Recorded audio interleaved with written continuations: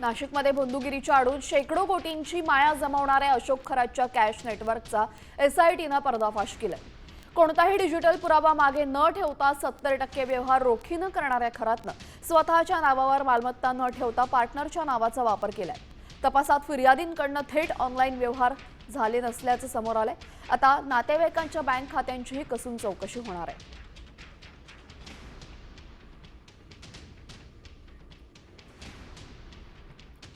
तर भोंदू खरातचं शेकडो कोटींचं आर्थिक साम्राज्य असल्याचं समोर आलेलं आहे।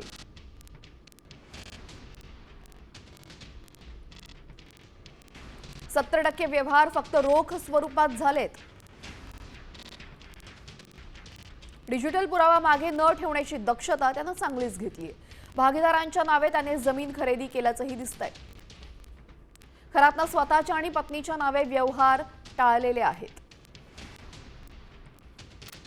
ऑफिस बॉयच्या खात्यातही 40 लाख असल्याचं समोर आलंय। तर देवासामधील व्यापाऱ्याचीही 2.5 लाखांची फसवणूक केल्याचं समोर आलंय।